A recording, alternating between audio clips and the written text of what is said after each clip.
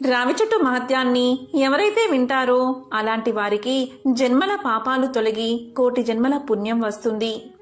అశ్వమేధయాగం చేసిన మహాపుణ్యం కలుగుతుంది. సనాతన ధర్మం నందు కాని, ఆర్ష ధర్మమునందు కాని, పురాణాల యందు కాని వృక్షజాతికి ఉన్న ప్రాధాన్యత అంతా ఇంతా కాదు. ఆధ్యాత్మిక ఆలంబనకు ఆనవాలముగా అనాది నుండి ప్రశంసించబడేవి వృక్షాలు. రావి చెట్టుకు గల ప్రాధాన్యత అంతా ఇంతా కాదు. దీనినే అశ్వత్థ వృక్షము అంటారు. పిప్పల వృక్షము అని కూడా పిలుస్తారు. ఇది దేవతల నివాస స్థానము అని అథర్వణ వేదంలో చెప్పబడి ఉంది. రావి చెట్టుని ఆదిత్య వృక్షము అని కూడా పిలుస్తారు. అంబరీష మహాముని శాపం వల్ల శ్రీ మహావిష్ణువు అశ్వత్థ వృక్షంగా రూపాంతరం చెందాడని పద్మ పురాణం చెబుతుంది. అందుకే శ్రీ మహావిష్ణువును అశ్వత్థ నారాయణుడుగా కీర్తిస్తారు. వృక్షాలలో అశ్వత్థ వృక్షాన్ని నేనే అని భగవంతుడు చెప్పాడు. యావత్ ప్రకృతిలో అణువణువున భగవంతుని యొక్క దివ్య శక్తి వ్యాపించి ఉంది. ఇందుగలడంతు లేడను సందేహము వలదు, చక్రి సర్వోపగతుండు, ఎందెందు వెతికినా అందందే కలడు. భక్తుడైన ప్రహ్లాదుని కోరికపై నృసింహమూర్తిగా ఆ పరమాత్ముడు స్తంభం నుంచి దర్శనమిచ్చాడు. చెట్టు, పుట్ట, రాతి, నదులు మొదలైన సమస్త చరాచరాలయందు వ్యాపించి ఉన్నానని గీత 10వ అధ్యాయంలో శ్రీకృష్ణ భగవానుడు వివరించి చెప్పాడు. అశ్వత్థః సర్వవృక్షానాం, వృక్షాలంటిలో కంటే రావి చెట్టు యందు తాను ఎక్కువ శక్తితో ఉన్నానని భగవంతుడు తెలియచేశాడు. అలాంటి రావి చెట్టు మహిమ, దాని గొప్పతనం ఇప్పుడు తెలుసుకుందాం. రావి చెట్టు మూలమునందు, శాఖలయందు, స్కందమునందు, ఫలములందు సర్వత్రా అచ్యుతుడు సమస్త దేవతలతో కలిసి ఉన్నాడని స్కంద పురాణం తెలియచేస్తుంది. రావి చెట్టును విష్ణు రూపంగా చెబుతారు. కనుకనే రావి చెట్టు విష్ణువుగా, వేప చెట్టు మహాలక్ష్మిగా భావించి ఒకే పాదులో వేప చెట్టును, రావి చెట్టును పెంచి పెళ్లి చేస్తారు. ఇలా చేసి సాక్షాత్తు లక్ష్మీనారాయణలకు కళ్యాణం చేసినట్లుగా భావిస్తారు. కృష్ణ నిర్యాణం కూడా ఈ చెట్టు కిందే జరిగిందని కొందరు చెబుతారు. ఏ చెట్టును నరకడమైనా పాపమే, కాగా అశ్వత్థ వృక్షాన్ని నరకడం మహాపాపమని పురాణ వచనం. బుద్ధునికి ఈ చెట్టు కిందే జ్ఞానోదయం కలిగిందట. అందుకే దీనిని బోధి వృక్షము అని, జ్ఞాన వృక్షమని వ్యవహరిస్తారు. రావి చెట్టు యొక్క మహత్యం గురించి నారదుడు బ్రహ్మాండ పురాణంలో వివరించాడు. అశ్వత్థమే నారాయణ స్వరూపం. ఆ వృక్షం యొక్క మూలం బ్రహ్మ, దాని మధ్య భాగమే విష్ణువు, దాని చివరి భాగమే శివుడు. కనుక రావి చెట్టును పూజిస్తే త్రిమూర్తులను పూజించినట్లే. ఈ త్రిమూర్తులు దక్షిణ, పశ్చిమ, ఉత్తర దిక్కులలోని కొమ్మల్లో ఉంటారు. తూర్పు దిక్కున గల కొమ్మలలో ఇంద్రాది దేవతలు, సప్త సముద్రాలు, అన్ని పుణ్యనదులు ఉంటాయి. దాని వేర్లలో మహర్షులు, గో బ్రాహ్మలు, 4 వేదాలు ఉంటాయి. అశ్వత్థ వృక్షాన్ని ఆశ్రయించి అష్ట వసువులు, ఏకాదశ రుద్రులు, ద్వాదశాధిపతులు, దిక్పాలకులు ఎల్లప్పుడూ ఉంటారు. అశ్వత్థ వృక్ష మూలములో అకారము, మానులో ఉకారము, అది ఇచ్చే పళ్ళలో మకారము వెరసి ఆ వృక్షమంతా ప్రణవ స్వరూపమే.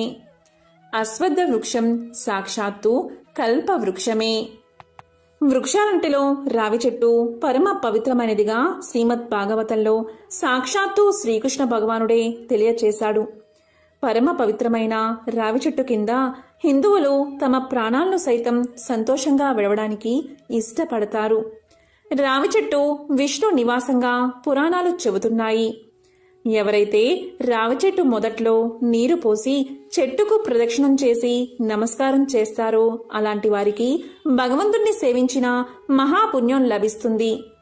ఆయుష్ పెరుగుతుంది, పాపాలన్నీ తొలగిపోతాయి, మోక్షం కలుగుతుంది. రావి చెట్టు చుట్టూ ప్రదక్షిణలు చేస్తూ ఈ మంత్రాన్ని పఠిస్తే శరీర ఆరోగ్యాన్ని పొందగలరు.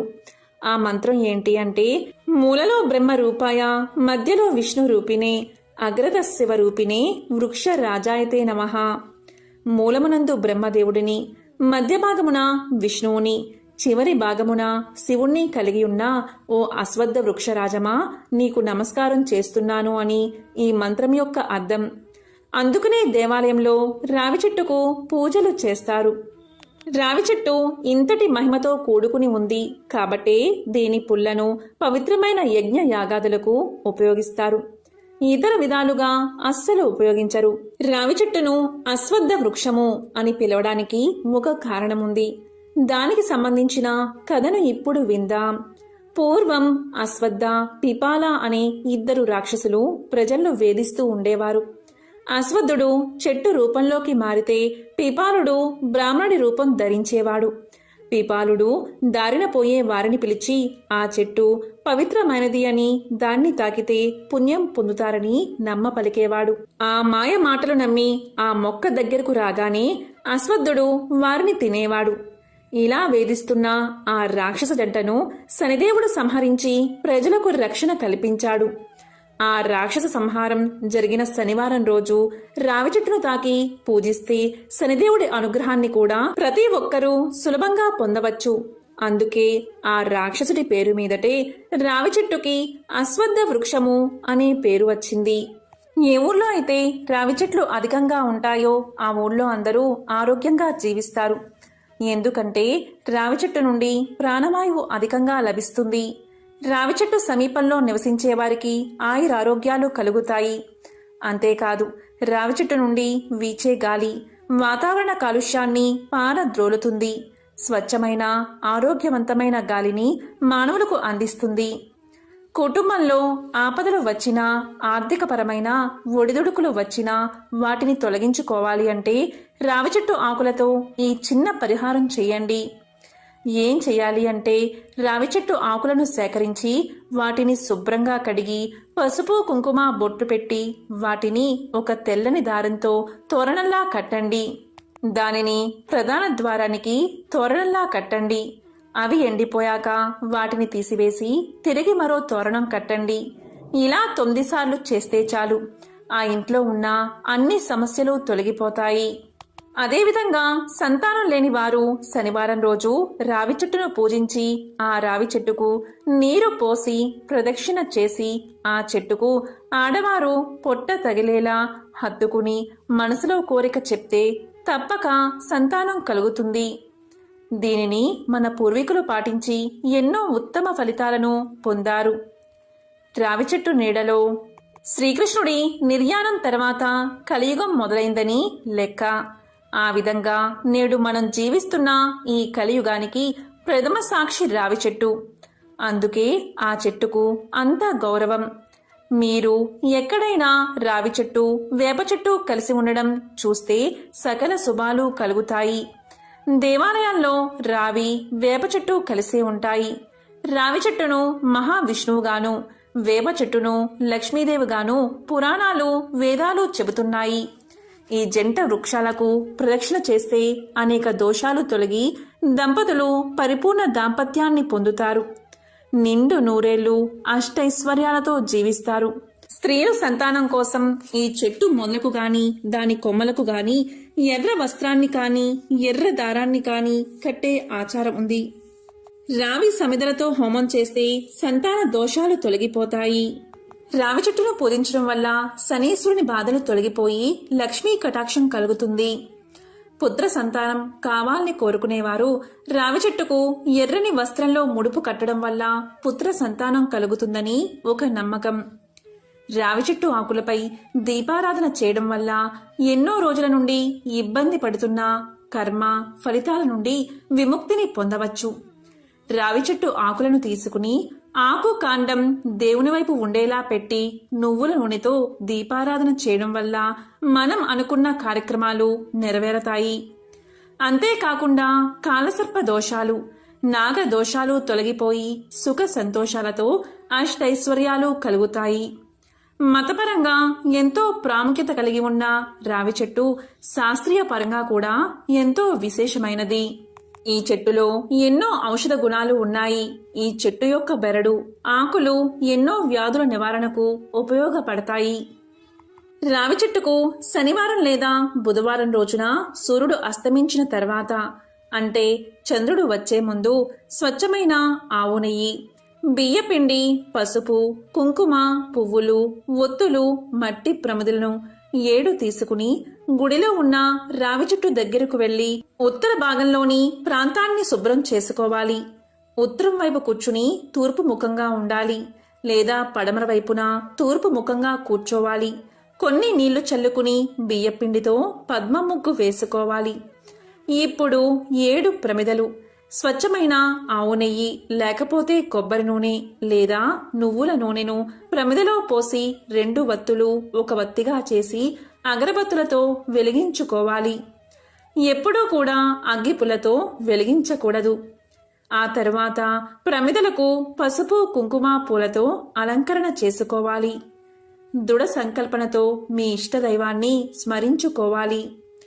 ఓం నమో భగవతే వాసుదేవాయ, ఓం నమో భగవతే వాసుదేవాయ ఈ మంత్రాన్ని రావి చెట్టు చుట్టూ నడుస్తూ ప్రదక్షిణ చేస్తూ జపించాలి. ఇలా చేస్తే మంచి ఫలితం కలుగుతుంది. 5 లేదా 11 సార్లు ప్రదక్షిణ చెయ్యాలి. దీపం దగ్గర బెల్లం ముక్కను నైవేద్యంగా పెట్టి హారతి ఇవ్వాలి. క్రమం తప్పకుండా ఇలా ప్రతి శనివారము చేస్తే మీ సమస్యలన్నిటికీ మంచి మార్గం కనిపిస్తుంది. కుటుంబ సమస్యలు, ఆర్థిక సమస్యలన్నీ తొలగిపోతాయి. ఈ రెమెడీని చెయ్యాలి అనుకునేవారు నమ్మకంతో భక్తి శ్రద్ధలతో చేసుకోవాలి. రావి చెట్టు, వేప చెట్లను లక్ష్మీనారాయణలుగా కొలవాలి. ఇలా చేస్తే ఆర్థిక, పితృదోషాలు, సంతానం, ఆరోగ్యం, గ్రహదోషాలు, వివాహ యోగం అన్ని సమస్యలకు పరిష్కారం దొరుకుతుంది. గుడిలో ఉన్న రావి, వేప చెట్టుకి తెల్లని దారం తీసుకుని పసుపు రాస్తూ 3 లేదా 11 లేదా 21 వరుసల చొప్పున రావి, వేప చెట్టులకు చుట్టి మన మనసులో ఉన్న కోరికను బలంగా చెప్పుకోవాలి. శ్రీరామ జయరామ జయ జయ రామ, ఓం నమో నారాయణాయ అని మనస్ఫూర్తిగా మనసులో అనుకుంటూ తాడును చుట్టి ముడికట్టాలి. రావి ఆకుపై మట్టి ప్రమిదను పెట్టి దీపం వెలిగించాలి. రావి, వేప చెట్లకు నీళ్లు పోయాలి. మనసులోని కోరికను స్మరించాలి. ఇలా చేస్తే మీరు కోరిన కోరిక న్యాయబద్ధమైనది, తప్పక నెరవేరుతుంది. రావి చెట్టును పూజించడం వల్ల అభీష్ట సిద్ధితో పాటు పాపనాశనం కలుగుతుంది. బ్రహ్మ పురాణం ప్రకారం శ్రీ మహావిష్ణువు యొక్క జన్మస్థలం రావి చెట్టు. అంతేకాదు శ్రీ మహాలక్ష్మి సైతం దీనిపైనే నివాసముంటుంది. త్రిమూర్తులు తమ దివ్య ఆయుధాలను రావి చెట్టుపైనే ఉంచుతారని ప్రతీతి. రావణుడి చెరలో ఉన్న సీతాదేవి సైతం రావి చెట్టు నీడనే ఉండేదట. అందుకే హనుమంతుడికి అశ్వత్థ వృక్షము అంటే మహాప్రీతి. రావి చెట్టును పూజిస్తే శనీశ్వరుడి బాధలు కూడా తొలగిపోతాయి. రావి చెట్టుకు హాని చేయడం బ్రహ్మ హత్యతో సమానమట. అయితే రావి చెట్టును ప్రతిరోజు తాకకూడదు. ఒక్క శనివారం రోజు మాత్రమే తాకవచ్చు. జాతకంలో శని, రాహు, కుజ దోషాలు ఉన్నవారు ప్రతిరోజు రావి చెట్టు చుట్టూ 9 ప్రదక్షిణలు చేయాలి. కుజదోషం ఉన్నవారు రావి చెట్టు మొదల్లో పచ్చిపాలు పోసి తడిసిన మట్టిని నుదుట బొట్టుగా పెట్టుకోవడం మరిన్ని సత్ఫలితాలను ఇస్తుంది. రావి చెట్టు 100 సంవత్సరాలకు పైగా బతుకుతుంది. ఆయుర్వేదంలో ఈ చెట్టును ఉపయోగించి అనేక రకాల అనారోగ్య సమస్యలను నయం చేస్తున్నారు. దీనిలో ఉండే చలువ చేసే గుణం చర్మం కాంతివంతంగా మెరిసేలా చేయడంలో సహాయపడుతుంది. స్త్రీలలో వచ్చే యోని దోషాలను తొలగించడంలో, రక్తాన్ని శుద్ధి చేయడంలో, వ్రణాలను తొలగించడంలో కూడా ఈ చెట్టు ఉపయోగపడుతుంది. రావి చెట్టు బెరడును, నానబెట్టిన నీళ్లను కానీ, బెరడుతో చేసిన కషాయాన్ని కానీ 2 పూటలా తాగుతూ ఉండడం వల్ల సెగ రోగాలు, మూత్రంలో మంట, మూత్రాశయ సంబంధిత సమస్యలు తగ్గిపోతాయి.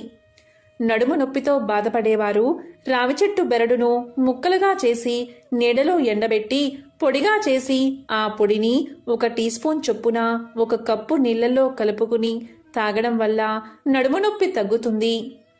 రావి చెట్టు బెరడును ఎండబెట్టి పొడిలా చేసి నిల్వ చేసుకోవాలి.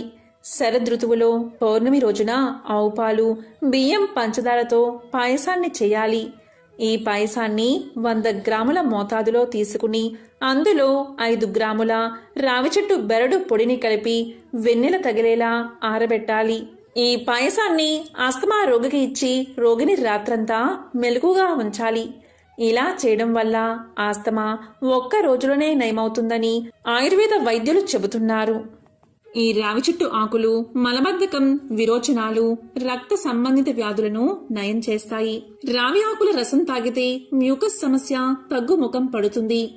ఊపిరితిత్తులను శుభ్రం చేయడానికి రావి ఆకుల రసం తాగితే మంచి ఫలితాలు వస్తాయి. శ్వాస సమస్యలు తగ్గుతాయి. డిటాక్స్ డ్రింకుగా కూడా రావి ఆకుల రసాన్ని తాగవచ్చు. రక్తంలో మలినాలు ఉంటే శుద్ధవుతాయి. చిగుళ్ళు, దంతాలకు రావి ఆకుల రసం మేలు చేస్తుంది. నోట్లోని బ్యాక్టీరియాలు నాశనమవుతాయి. రావి చెట్టుకు సంబంధించిన అసలు కథ ఏంటో ఇప్పుడు తెలుసుకుందాం. పురాణంలోకి వస్తే పాల సముద్రం వడికిన సమయంలో లక్ష్మీదేవిని పెళ్లి చేసుకుందామని భావిస్తాడు మహావిష్ణువు. కాని ఆ సమయంలో లక్ష్మీదేవి నాకంటే పెద్దది అయిన అక్క జ్యేష్ఠాలక్ష్మి పెళ్లి కాకుండా నేను ఎలా పెళ్లి చేసుకుంటాను అని అడిగింది. ఈ విషయంపై బాగా ఆలోచించిన విష్ణువు తన భక్తుడైన ఒక మునికి జ్యేష్ఠలక్ష్మిని ఇచ్చి పెళ్లి చేయగా అతనితో కాపురానికి వెళుతుంది జ్యేష్ఠలక్ష్మి. అయితే ముని చాలా పవిత్రంగా రోజూ పూజలు చేయడం, శుభ్రంగా ఉండడం, నిత్యం హోమగుండం, మంత్ర జపం చేయడం ఆమెకు నచ్చేది కాదు. ఈ విషయాలతో విసిగిపోయిన జ్యేష్ఠలక్ష్మి మునిని నన్ను ఎక్కడైనా వేరే చోట దింపితే అక్కడే ఉంటాను అని చెబుతుంది. దీనితో ఆ ముని ఆమెను రావి చెట్టు మొదట్లో వదిలి పెడతాడు. అలా కొన్ని రోజులు జరిగిన తర్వాత అక్కడ ఉండడం ఇష్టం లేక నన్ను ఇక్కడి నుంచి ఎక్కడికైనా పంపించమని విష్ణుమూర్తిని ప్రాధేయపడుతుంది జ్యేష్ఠలక్ష్మి. దానితో విష్ణువు రావి చెట్టు మొదలు కంటే నీకు మంచి చోటు నీకు ఎక్కడా దొరకదు అని చెబుతాడు.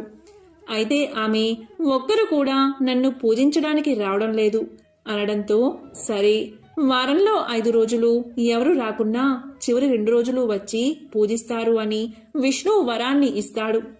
అందుకే సోమవారం నుండి శుక్రవారం వరకు రావి చెట్టును ముట్టుకుంటే దరిద్రం అంటుకుంటుంది.